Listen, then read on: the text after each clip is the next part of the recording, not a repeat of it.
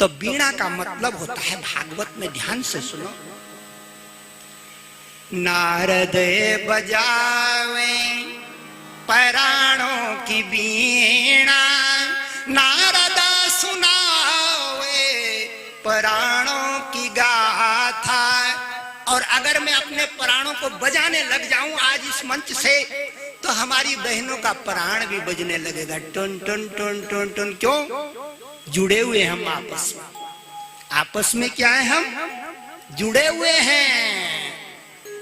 मैं जुड़ा ऊपर से संदेश मेरे को मिला, और मेरी जवान से वाणी से जुड़ी हमारी बहनें भाई, तो बर्तुल बन गया एक ऊर्जा का। तारे जुड़े हैं दोनों ओर, जिसका कोई और ना छोड़, जीवन की वीणा बजते ही उजियारा होता चाहूं। जीवन की वीणा हृदय से बजती है बेटी। नारद जी वीणा बजा के कहते, गिर गया रे, गिर गया। राजा युधिष्ठिर कहता, कौन गिर गया? युधिष्ठिर उवाच, क्या कहता राजा युधिष्ठिर? युधिष्ठिर उवाच कीदृश कस्य वा शापो हरिदासा विमर्शनै, अश्रद्धेय इवा भाति हरेरे कांति नाम भवे। कैसा श्राप? किसको लगा श्राप? कौन गिरा स्वर्ग से धरती पे? इस कथा को सुनाओ गुरुजी। नारद उवाच एकदा ब्रह्मण पुत्रा विष्णु लोकम यद्रेच्छया। एक बार ब्रह्मा जी के 4 पुत्र, सनत सनंदन सनत सनकादिक सनत कुमार, 4 पुत्र। उम्र तो इनकी बड़ी, 70, 80, 90, 100 साल की, लेकिन अपनी योग विद्या से बच्चा बन गए।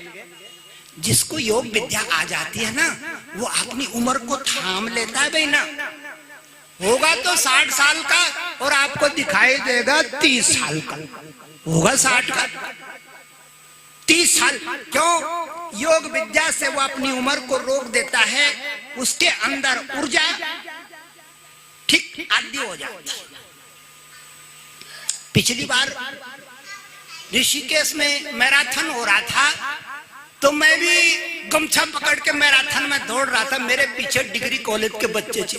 अरे अंकल जी को पकड़ो, अंकल जी।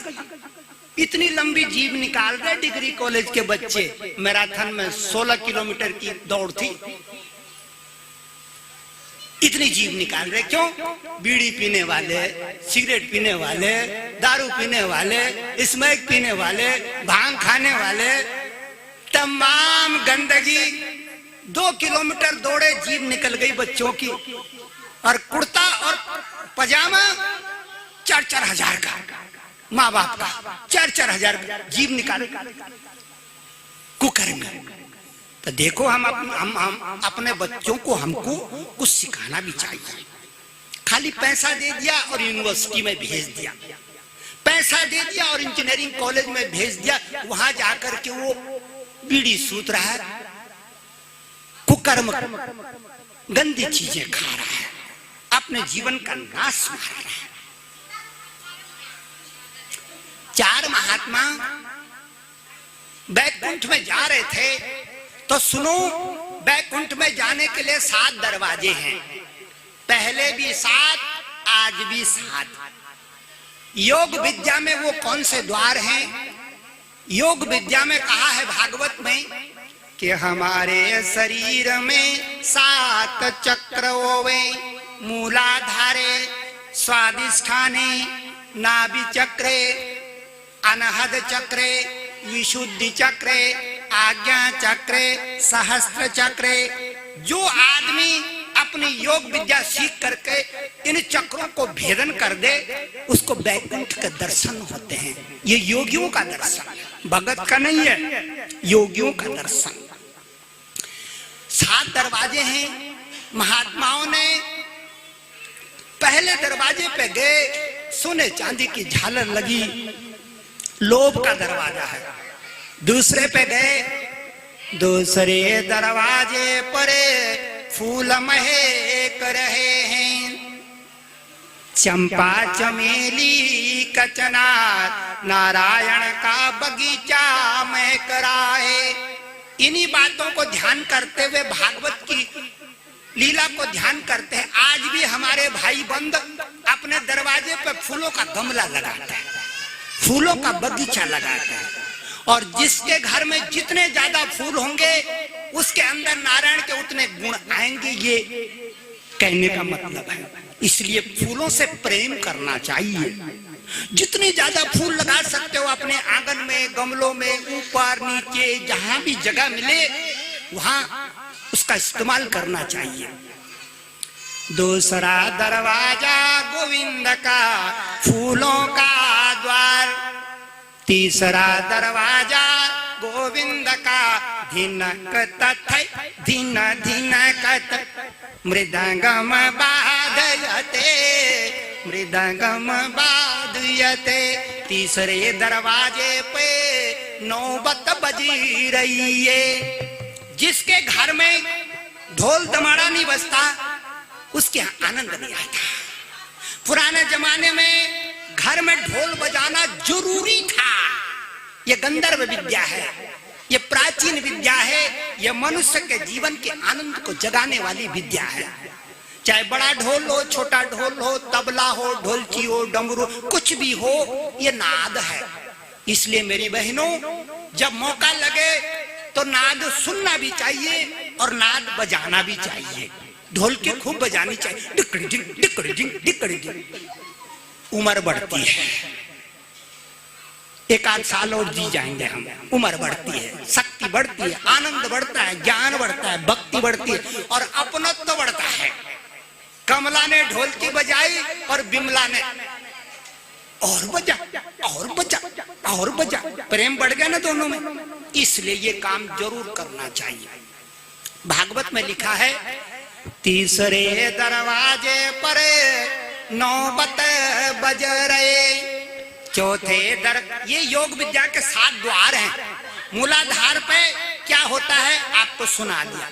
स्वादिष्ठान चक्र पे क्या राग होता है सुना दिया। अब तीसरा आया नाभि चक्र। नाभि चक्र किसको बोलते हैं? नाभि चक्र हमारे पेट में होता है, जिससे हम माँ के नाल से बंधे होते हैं। जब धरती पे आते हैं तो डॉक्टर नाल को कुट काट देते हैं, एक उधर गिरा दूसरा उधर गिरा। इससे पहले बच्चा माँ से जुड़ा हुआ था नाल से। नाल पे क्या होता है? हमारे नाल पे सूर्य चक्र होता है। हम जो भी सांस लेते हैं, जो भी वातावरण से शक्ति लेते हैं, सीधे नाभि पे जाती है। इसलिए नाभि को जितना मजबूत करोगे उतना आपकी उम्र लंबी होती जाएगी। देखा नहीं, बाबाओं को ऐसे ऐसे करते रहते, ऐसे ऐसे करते रहते। कारण ही वही है, अपनी उम्र बढ़ाना चाहता है। इसलिए पेट का भी ख्याल करना चाहिए। लेकिन हमारी बच्चियां पेट का ख्याल कैसे करती है मालूम है? इतनी बड़ी परात होगी रखी हुई, बिमला और लिया,